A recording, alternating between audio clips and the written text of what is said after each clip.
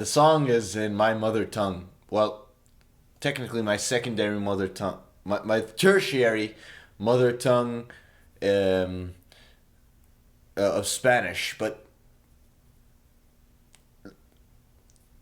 if Arabic wasn't my mother tongue, then definitely Spanish would be my mother tongue. If I was in Saudi, I'd be Mexican for sure.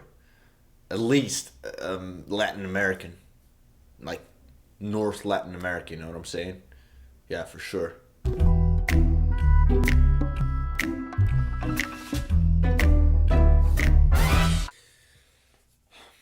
You know, I came up with this song when I was walking down to Circle K with my buddy Omar. It was his last semester here in Arizona, and it was really it was kind of sad, bittersweet. You know, he was still like on the fence about transferring. He ended up going to New York, but anyways, and I happened to be next to an apartment complex called Barrio Del Este, which eventually led to the song. And I saw the name, I was like, this is poetic. This is really poetic. Like, it's such a simple amalgamation of words, but really has so much potential for some kind of deep artistic, you know, content.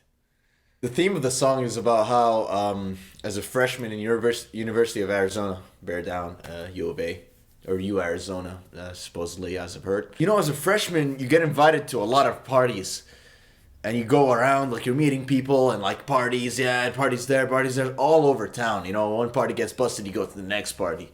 As a Muslim, I never drank.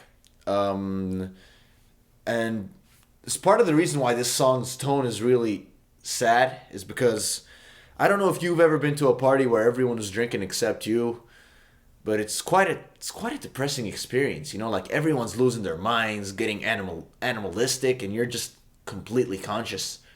You know, it's kind of disgusting, actually. Barrio, barrio, barrio, Barrio del Este.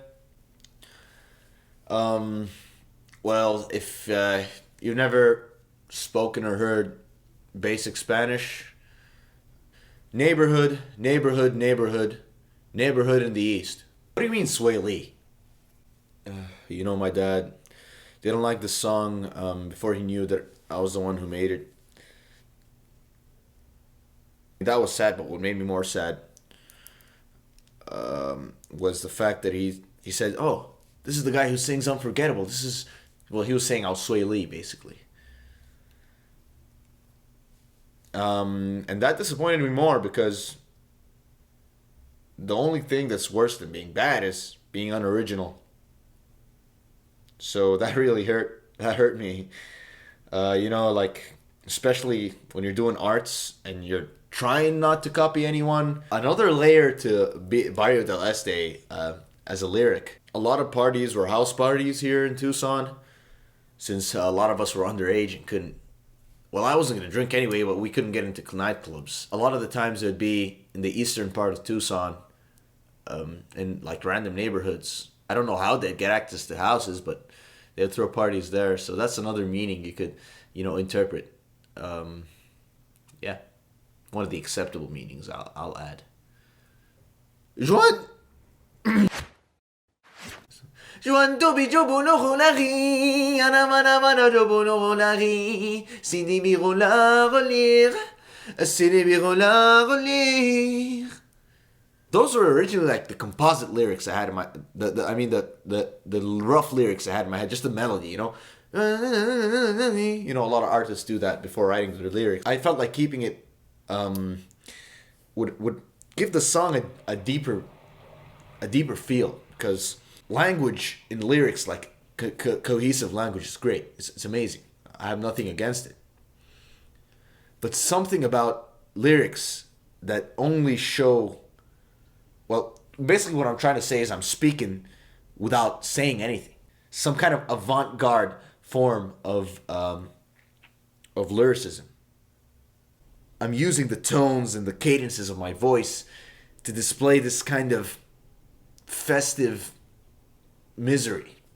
You know, in the middle of all these festivities and Latin drum beats and nice ballet pianos, there's really this sense of emptiness and sadness. And you can really hear that in my strained vocals. I tried to use a lot of Arabic pronunciations because I felt like I had to, especially with the name of the song, Este, being east, on the east side of the world. Also, I didn't realize this before, but my friend Omar sent me this video of like a turtle singing in Persian, and it went like, which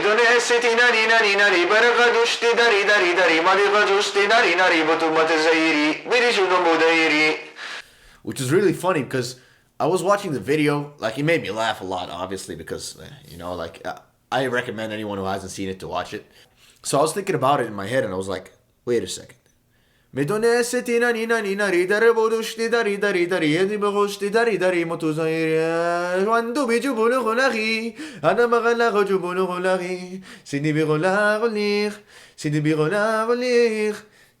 I felt it was pretty similar, you know? Like the melody and the scales maybe overlap somewhere. Yeah. But no, I don't speak Persian. Por favor, por favor, por favor, no cerveza. Por favor, por favor, por favor, no cerveza. Oh. I really wanted to say I was Muslim, but in a subtle way, you know, because I don't want to rub it in anyone's face. And also I wanted to make it subtle enough for people to go out of the way to search. Like, why is this guy saying no cerveza? Why is he not saying más cerveza? Or dos cerveza? Or uno cerveza? Yeah, I feel like people would be like, oh. And then, like, inadvertently I'd make them like search, do some research about Islam. And really, like, I'd be very happy if anyone converted due to my music. Like, really, that's like the highest honor I can get. You know, I'm just doing this for the culture. I mean, I'm doing it to convert people as well. I don't want to compromise my values just for a song. You mean the guy who did that feature with Farid Bang? The one... Oh, that song's a classic, bro. عبد القادر يا ابو علي بجاق لحق لي عاد الساينة كنا جغلق جقه classic. Honestly, please. This song was not... I did not steal Unforgettable, okay? The only thing I copied was the Latin drum beat and some of the chords. You know, I changed the chords around a few notes here and there. So please, I urge anyone who's a fan of mine, even if you're a freaking hater, just please,